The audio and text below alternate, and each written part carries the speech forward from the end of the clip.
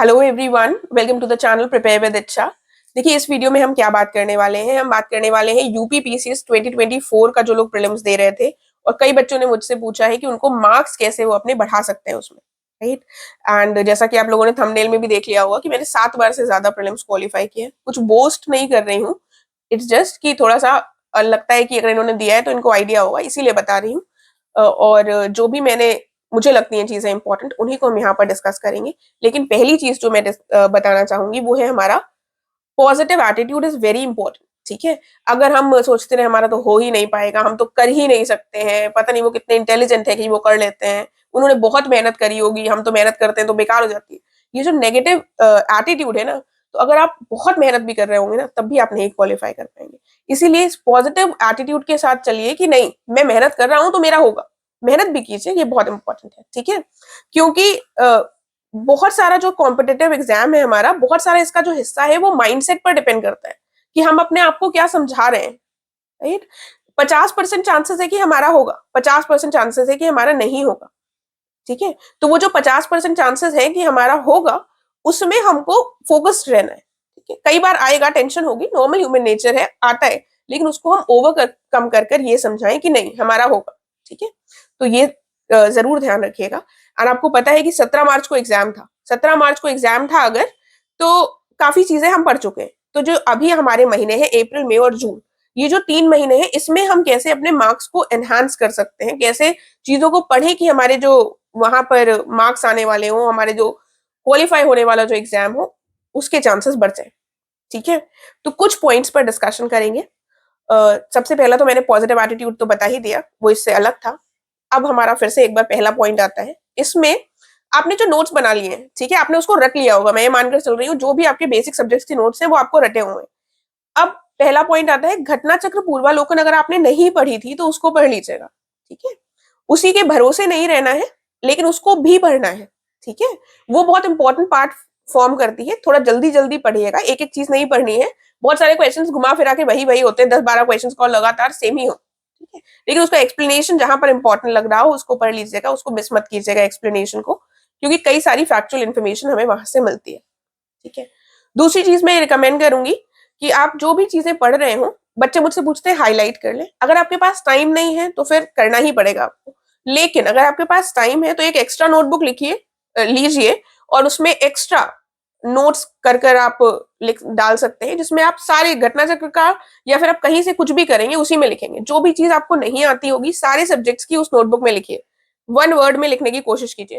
देखिए, for example एक ये नोटबुक है मेरे पास, शायद आपको नहीं नहीं समझ में आ रहा होगा, पिछली बार भी आप लोगों ने कहा था, जैसे बता देती हूँ। फॉर एग्जाम्पल कैसे 1 वर्ड में लिखना है, कुछ चीजें तो बच्चों को पता है, जैसे कि हमने अगर पीएम मुद्रा योजना आई थी तो 8 अप्रैल 2015 लिख दिया। ठीक है, तो हमको पता है कि इस दिन आई थी। उसके बाद कोटेक कमिटी थी जिससे क्वेश्चन पूछा जा सकता है, तो कोटेक कमिटी कॉर्पोरेट गवर्नेंस 2017, इस तरीके से हमने 3 शब्द लिख दिए। अब हम जब बार बार इसको देखेंगे तो हमारे दिमाग में रहेगा और वहां पर टिक हो जाएगा हमारा करेक्ट। ठीक है, तो इसी तरीके से आपको शॉर्ट नोट्स बनाने हैं घटना चक्र से भी, राइट। और घटना चक्र से बनाएंगे आप, जो चीजें आपको नहीं आती होंगी उन्हीं को हमें लिखना होता है, जो चीजें हमको आती हैं हमने नोट्स में ऑलरेडी पढ़ रखी है तो उनको दोबारा नहीं लिखेंगे।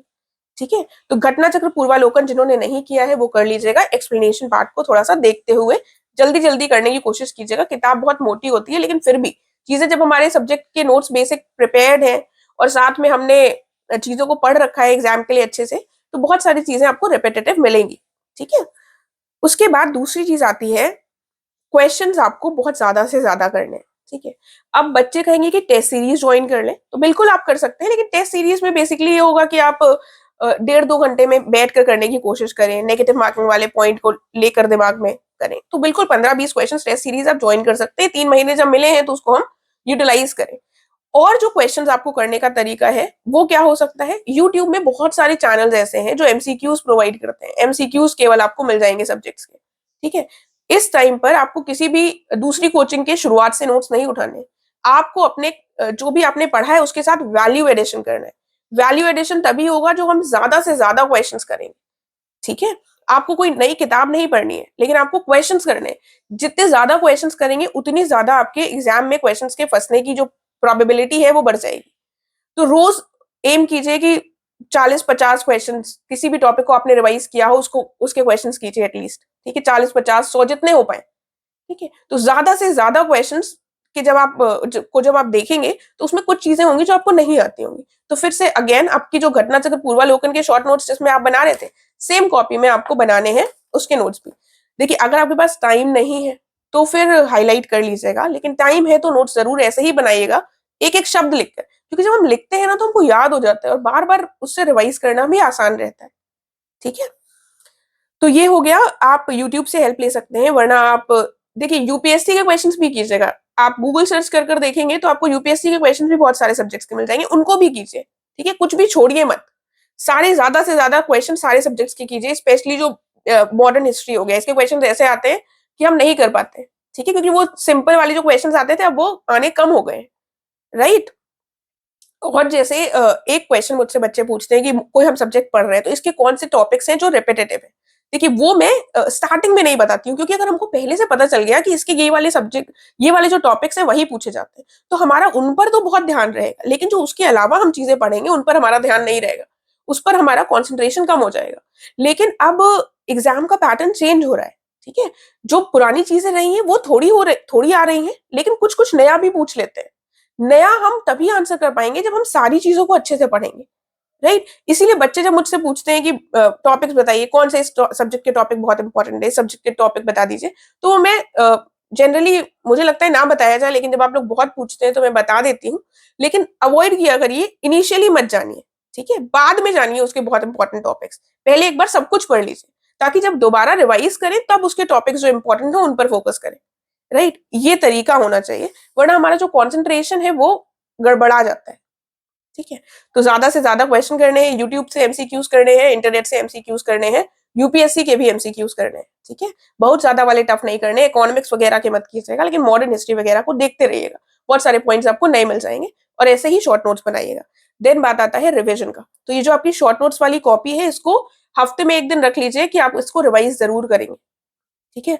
मैं थोड़ा सा पर्सनल एक्सपीरियंस बताऊं तो जब मैंने इनिशियली शुरुआत की थी प्रीलिम्स एग्जाम दिया था, उस टाइम पर मैंने ऐसे ही करा था कि मैंने सारे सब्जेक्ट्स तो नहीं पढ़े थे, तो वो जो नोटबुक थी वो मुझे एग्जाम क्वालिफाई करने में बहुत ज्यादा हेल्प करी, क्योंकि उसमें सारे सब्जेक्ट्स की चीजें थी, और जो मुझे लगता था मैंने नहीं पढ़ा है सब्जेक्ट और वो उसको मैं बाद में पढ़ूंगी, उसकी चीजें भी उस नोटबुक में थी, राइट। तो उस नोटबुक से एग्जाम क्वालिफाई करने में बहुत ज्यादा मदद मिली, तो ऐसी ही नोटबुक मैं सबको रिकमेंड करूंगी जिसमें सारे सब्जेक्ट्स की सारी चीजें और बहुत शॉर्ट में और क्रिस्प, जिससे आपको सिर्फ पढ़ना है, ठीक है, अपने लिए बनाकर रखिए और उसी को हफ्ते में रिवाइज कीजिए, तो हमारा जो प्रीलिम्स में क्वेश्चंस है उसमें फंसने की चांसेस बहुत ज्यादा हो जाएंगे, ठीक है।